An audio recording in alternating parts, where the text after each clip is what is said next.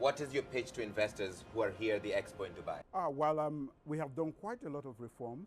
We have great opportunities in Sierra Leone, and we have done quite a lot of reforms to really make the business climate very conducive. So with all of those opportunities and the many things we are doing and a very strong macroeconomic base and also fighting corruption, I think we have provided an ecosystem that is really, really conducive.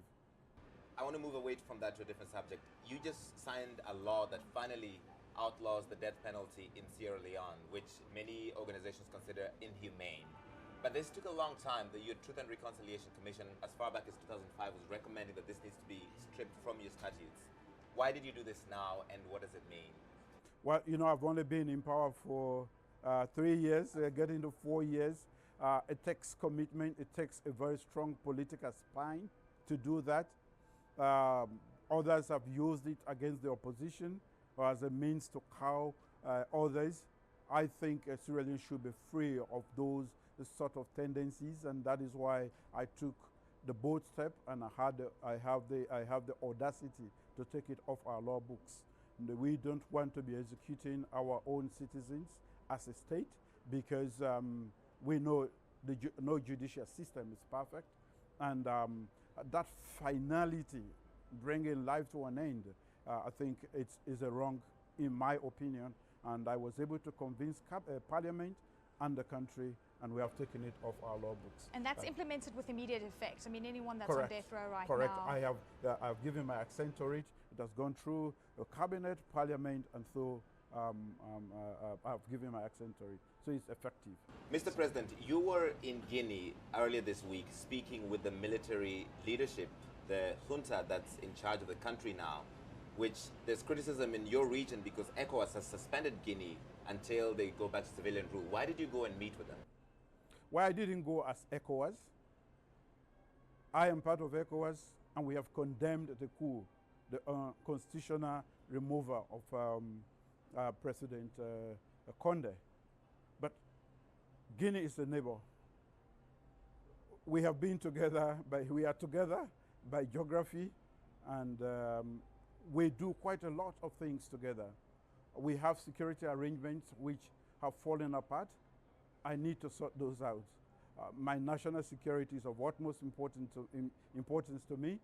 And besides, I think, in my opinion, I still need to have a very frank conversation with the rest of ECOWAS that we cannot help the situation there by keeping away from Guinea.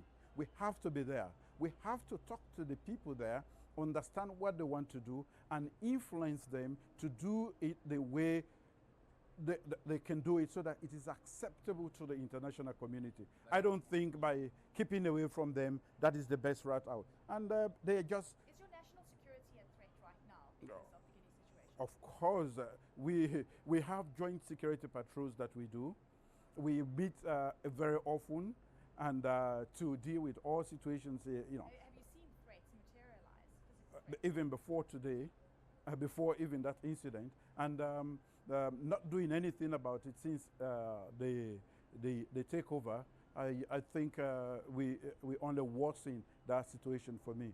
So, Mr. President, are you not legitimizing the coup by meeting with the military leaders who have taken over the country and overthrown the president who was elected? I have national interest to secure as a country, and as the leader of Sierra Leone, I have to seek that first. The interest of Sierra Leone should come above any other consideration. I have stood and I stand with ECOWAS to condemn the coup and ask them to return to constitutionality, but at the same time, I am the closest neighbor. I'm only 18 minutes away by air to Conakry, so I need to have special arrangements, and I did so with the consent of few of the members because I needed to make my position very clear. What did you discuss? How did the conversations go? Well, I wanted first to deal with the security issues, how we are going to do it irrespective of who is there. That is one. Or by next week, our technical teams are going to meet to discuss the security situation, how they are going to continue the joint border patrol on our common frontier. And I did ask, what is your program? They have explained to me what they want to do, and I will sit down with the ECOWAS, with my colleagues in ECOWAS, to explain to them exactly how the present leadership in Guinea wants to go, and how we can help them achieve that within a reasonable time that is acceptable. But I think keeping away from Guinea is only going to worsen the situation. Do you believe them, the military leadership?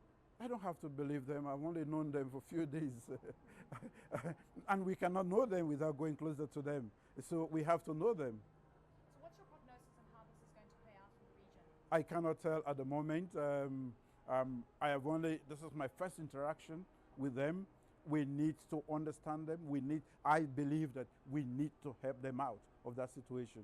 There are quite a lot of issues at stake that need to be sorted out, and they need help. And we cannot help them by keeping away. We need to get closer to them to understand what is happening and to see how we can render help. All right, Mr. President, I want to go back to something we discussed a little earlier.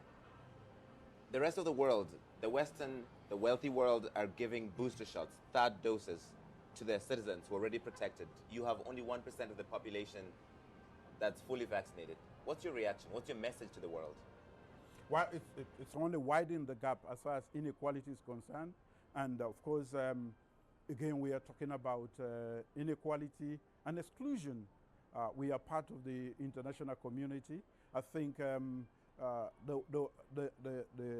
world powers should have had the conscience to consider us instead of going for third shots or booster shots, as they call them, to make sure that we are also vaccinated. But fortunately, we are fighting a good fight, and we have not had the sort of fatality or mortality they were expecting. And you know, until the advent of the vaccines, the best way to fight COVID is through information. And I haven't had that experience from Ebola. We did quite a lot of that. So the first and second waves we didn't have up to 100 registered deaths as a result of COVID. We are a little over 100 now because of the third wave. Really good to speak to you. It was really good to see you. Thank you very much. Thank you. Thank you, President Bio. We appreciate your time. Thank you so welcome. much. That was great. Thanks.